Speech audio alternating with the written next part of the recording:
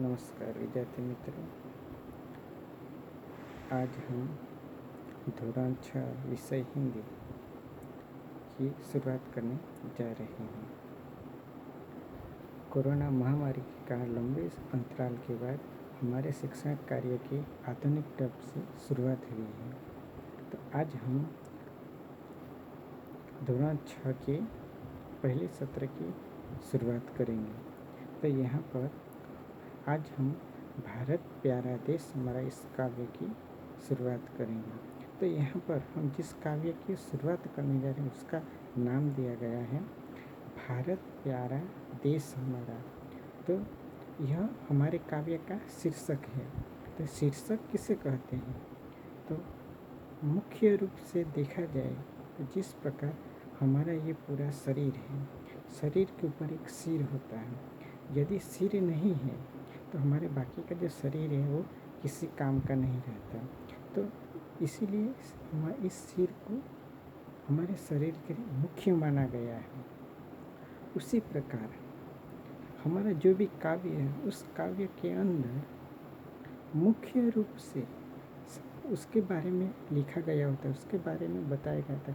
मुख्य हार्द जिसके बारे में बताया गया वो हमारे काव्य का शीर्षक बनता है। तो यहाँ पर भारत प्यारा देश हमारा, यह हमारे काव्य का शीर्षक है, जिसकी वजह से हमें इतना तो पता चल गया कि पूरे काव्य में किसके बारे में बताया गया है।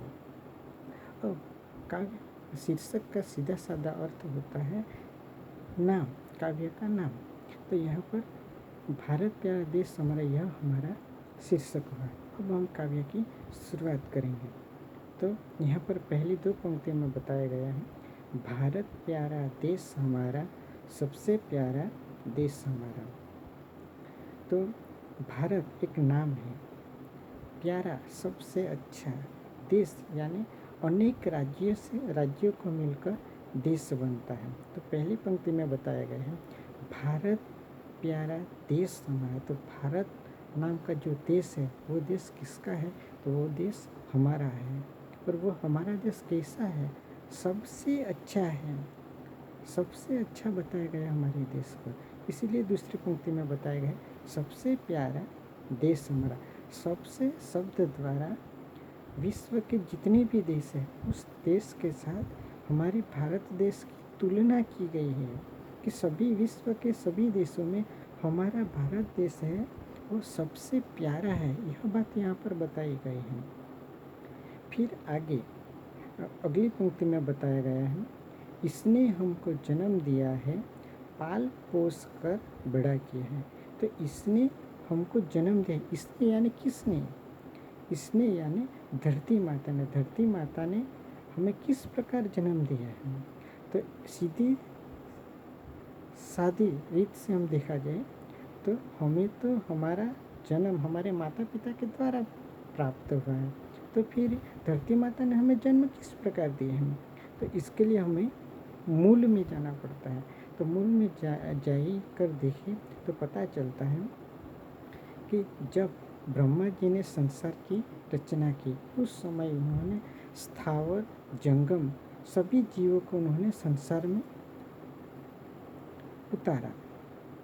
सभी जीव संसार में आए। अब धीरे धीरे संसार का नियम क्या है? परिवर्तनशील। धीरे धीरे उसमें परिवर्तन होता चला और सभी स्थावर जंगम जो जीव है वो धीरे धीरे बढ़ते चले, एक के बाद दूसरा, दूसरे के बाद तीसरा, इस प्रकार बढ़ते चले गए। फिर मनुष्य जाति, तो वो मनुष्य जाति भी अब पीढ़ी दर पीढ़ी आगे बढ़ते चले गए।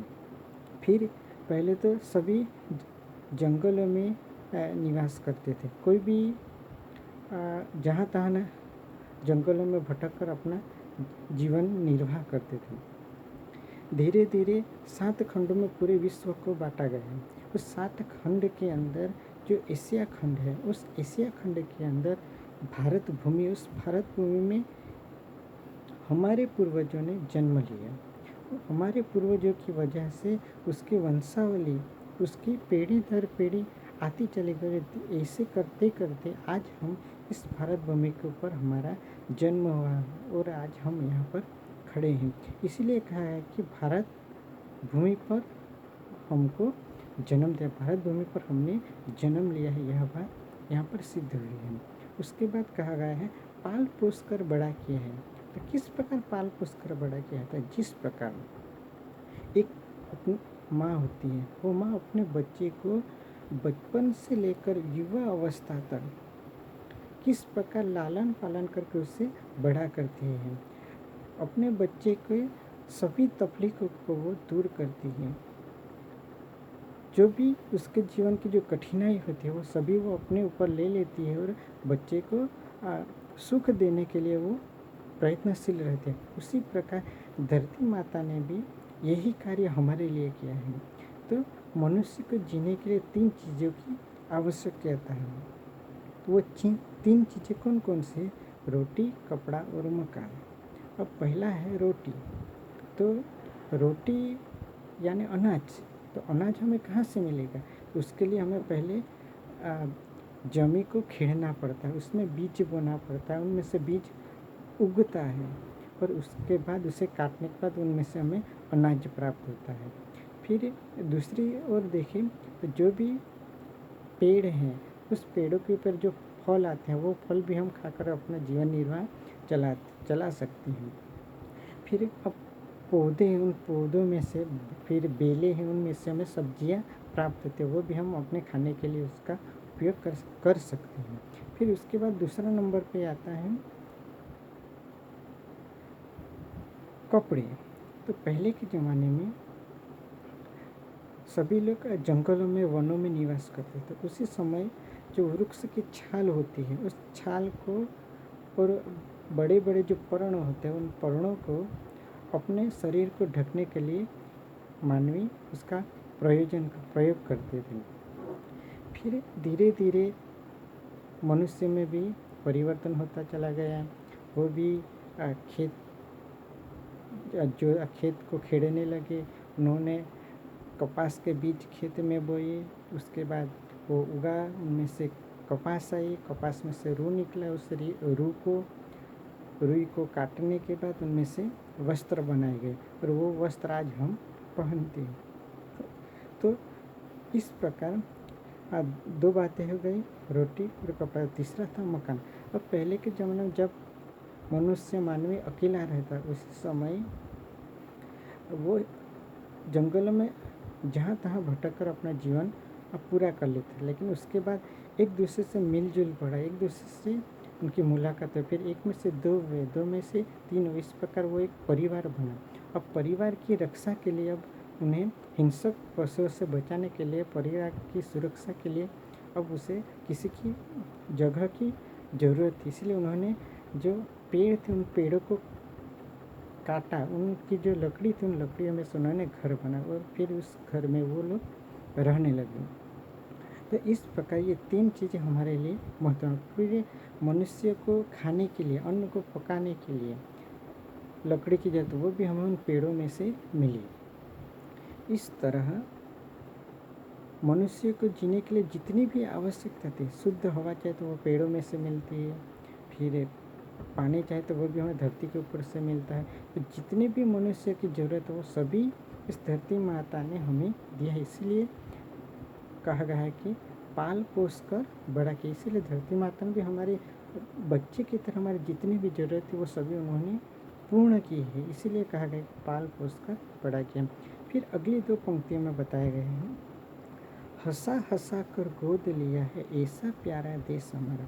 तो हंसा कर गोद लिया है, तो उसके बारे में देखें तो जब ब्रह्मा जी ने स्थावर जंगम सभी जीवों को संसार में बेच दिया, तो जो भी कुदरती संपत्ति है वो कुदरती संपत्ति एक समान होती है। जैसे धरती माता के लिए पशु पक्षी कीट पेड़ पौधे जो भी है वो सभी एक समान है। फिर सूर्य है तो सूर्यदेव, उसके लिए भी पूरा संसार में जितने भी पशु पक्षी जो भी है वो उसके लिए एक। पानी भी सभी के लिए, जितनी भी कुदरती संपत्ति है वो उसके लिए सब एक समान है। दूसरी ओर जो मनुष्य थे, मनुष्य ने परिवर्तन हो जाएगा, फिर उन्होंने जैसे जैसे उसका परिवार बढ़ता चला गया, उन्होंने वर्ण व्यवस्था की रचना की, 4 वर्णों में उसे विभाजित किया गया। उसके बाद धर्म, जाति, ये अनेक प्रकार के भेदभाव मनुष्य ने अपने लिए खड़े किए, लेकिन जो भी कुदरती संपत्ति उसके लिए सब एक समान है। इसीलिए वो सभी लोगों को, सभी प्राणियों को, सभी जीव जंतुओं को उन्होंने एक समान देखा। इसलिए जैसे एक माँ अपने बच्चे को गोद में उठाती है, उसी प्रकार संसार के सभी प्राणियों को, संसार के सभी जीव जंतु, पशु पक्षी माने सभी को धरती माता ने अपने गोद पर लिया हुआ है।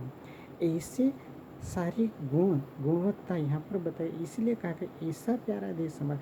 तो अगली 3 पंक्तियों में धरती माता के बारे में बताया गया, ऐसे ऐसे गुण हैं हमारे धरती माता के, इसलिए कहा कि ऐसा प्यारा देश हमारा, ऐसा अच्छा देश है हमारा, इसलिए कहा गया भारत प्यारा देश हमारा। तो मित्र, आज हम यहाँ तक पढ़ेंगे। अब हमारा दूसरा वीडियो आएगा, उस वीडियो में हम उस काव्य को पूर्ण करेंगे। नमस्कार।